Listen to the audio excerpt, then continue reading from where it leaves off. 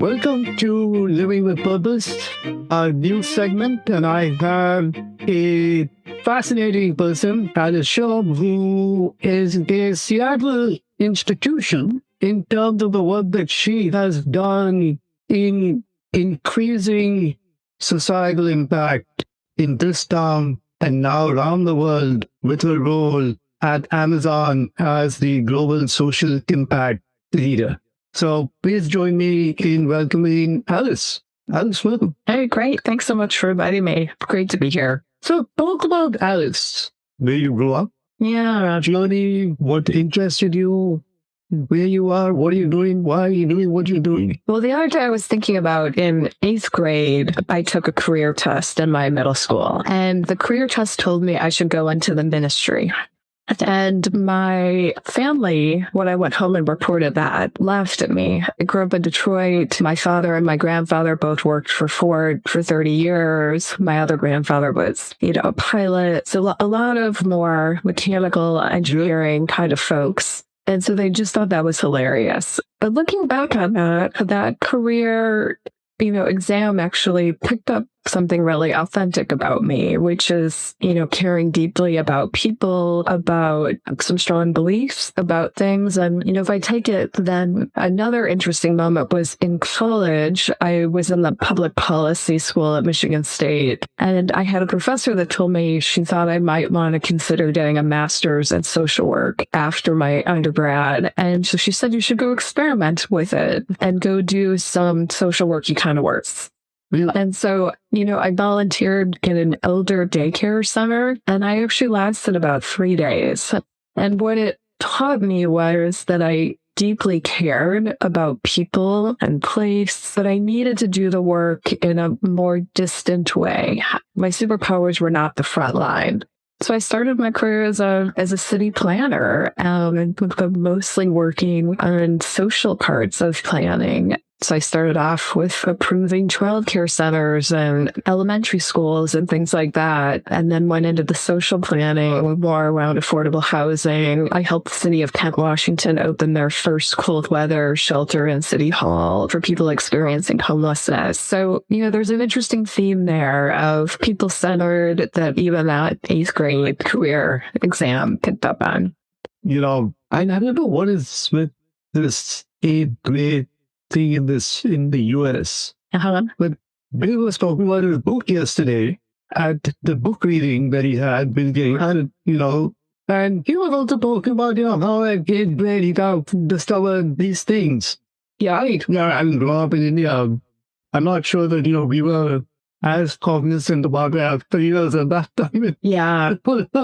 So, well, it was the early, kind of career tracking. For my age, that was also the point where you were deciding whether you were college bound or more, if you were going to be an auto mechanic or were you going to go to college. Another thing for me was having a both and set of parents. I'm up with my mom. I have a twin brother, and in high school, they were asking us to pick either college track or more of a hands-on track. And my mom said she's going to learn how to type, he's going to learn how to fix cars, and they're going to college. And so we had to push against the system of the tracking at that point. And, the benefit of that was I always knew I could feed myself. I always knew I could get an administrative job. I was a good typer. I was good at taking notes. And it was definitely a great decision for me to be able to have both those tracks. But it wasn't the norm at the time. We were choosing one direction or another. That's interesting. So you studied obviously grew up in Michigan, Detroit. We went to Michigan State. Yeah. Yeah. Not the blue. Yeah. Go Green. Yeah. You were green. My son went to Michigan, so you went to blue. So how did you land up in Seattle? What was that journey? And was it just one straight move or? It was different ways. It was a decision that only a 21-year-old makes, which is my college roommate got a job in Seattle. I had never been here. And she, for about 6 months, told me she thought I should move here, that I would love it. And so another friend offered to drive me across country with all my worldly possessions. And I thought I was just coming to Seattle to check it out. And, it's over 30 years later, I'm still here. I actually met my husband my second week in Seattle on an informational interview when I was looking for work. So there was some destiny, I think, that, yeah. Right. So going back to urban planning, I'm an architect by training, an urban designer. That's part of why we probably bonded without knowing it. But because that's such a fascinating field, right? Most people kind of don't understand what planners do. You kind of see nothing is planned. Right? You kind of see outside there's this turmoil and chaos going on. So talk a little bit about how that helped you into where you are today. Yeah, but when I came out of college, I really wanted to work on something affordable housing related. I did my internship for the state of Massachusetts in their homeless division when I was in college. And so I was very focused on housing as an interest area, partly because of having urban policy and economics as my field of study, but also interesting fact about me was I was born the day of the Detroit uprising in 1967. And so looking back, housing policy and housing themes and the importance of housing were very much part of my DNA. My own father got his, the GI Bill originally paid for our first home as a family and other things. So the public policy connection with housing was something that I intuitively kind of was drawn to or had lived through part of it. So the truth is I really wanted to work for a nonprofit in Seattle that was developing housing and I just couldn't get a job. But I had a minor in policy or in planning, in urban planning. And I got a job at the city of Kent as a temp initially and ended up working in planning for 5 years, both on the east side for the city of Kent. And what I loved about working at small suburban cities is you really got to see the big picture of how systems work. Even as a early 20-something. So I was working with the mayor and the city council and developers and community activists and nonprofit, kind of the full ecosystem. And so as a young professional, I often reflect on how much I saw a system, a smaller system, but more comprehensively. And it just gave me a lot of insight. I also learned as a city planner that I was not a long-term planner. I got bored just doing planning. And the tactical part of approving permits and things like that, it was interesting. I learned a lot, but I started to find my sweet spot once I started implementing federal programs, the home program, the CDBG program. And then, as I said, working on, more social, relevant physical design, schools, daycare centers, other things like that were how the social and the physical aspect came together was just something. So it's something I've carried with me into every role. I've worked in all three sectors in government, nonprofit, and corporate now. So, Kent is actually an interesting city. Sure is, yeah. Right? I mean, it's not your typical suburban community. Mm-hmm. And part of the reason I bring it up is that my students are doing a capstone for the city of Kent. So oh, great. More about the city. But talk a little bit about that diversity of this city, from both having a diverse group of people coming and living there, but both a residential component and a manufacturing component. Yeah. Well, when I worked for the city of Kent, it was really moving from a rural community to a suburban community. And so I was part of the planning department when they were changing the zoning of the Kent Valley from farmland into industrial. I think it is, if you look at U.S. land use policy, a fairly classic story of being a suburb that was a little bit further away and therefore more affordable. And so a lot of immigrants and other families that may not have felt as welcome or been able to afford to live in other communities started coming in. But I think Kent also had my experience of it was a welcoming community and open-mindedness. I helped implement the first recycling program at the city of Kent. And as I said, the cold weather shelter and things like that, of trying to think more complexly about some of the bigger issues. So I think the community like Kent is really interesting. It's about halfway between Seattle and Tacoma too. So you find people kind of point in both directions in terms of the urban, the bigger city that they connect to. So yeah, Kent's an amazing community. So you've gone into this nonprofit space, government space, and now you work for one of the largest corporations. And you got into the company at a very interesting time, and you've done some very fascinating things here. So talk a little bit about that.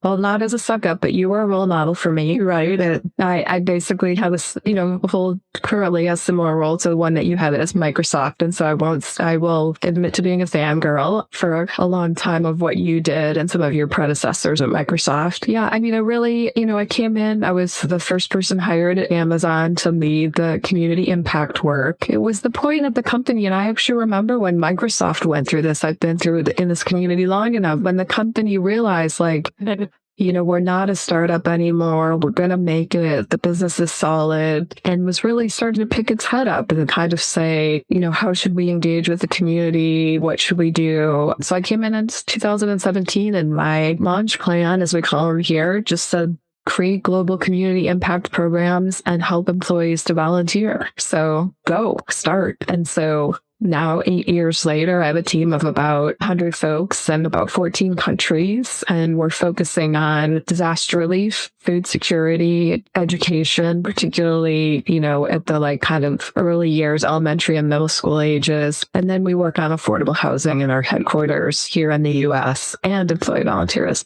So, been one of the things about disaster relief, and, we did lots of disaster relief work, at Microsoft. But you are actually a unique company, incredibly well situated to do this work. Yep. And your colleagues that I've talked to, I'm always fascinated as to why you went into this space. And so I said, yeah, that absolutely makes sense. Right. Talk a little bit about that as to this readiness work that you all do. Yeah, a great culture thing at Amazon is we have this process that we call it writing tenets to help guide our work. And so in my first year, worked with my very small startup team. And one of the first tenets we wrote for how we would approach the work is that we would build on top of Amazon whenever we could. So instead of a lot of corporations are more cash philanthropists, we believe that we could get more done if we could kind of tweak what the company was already doing. So if you think about disaster relief and the need for urgent products, diapers, formulas, cleaning stuff, tools, etc. We know how to deliver those things. We know how to prepare for those, to have them on stock and to do the right things. And we have this great last mile system. So our team basically figured out how to prepare for the unique case of disasters. And now we're doing it also with technology and other things. So similar with our food work, and some of where we've really hit traction is by using our last mile delivery. So the same people that pick up, your package from an Amazon center, are instead now going to a food bank and picking up a box of food that's been donated and delivering it and really getting it to the doorsteps of people that otherwise aren't getting food. That's what the data is starting to show. So that's really the charge and the way we think of is if we can build on top of Amazon, we're going to scale, we're going to get more done. And that's really proving to be true.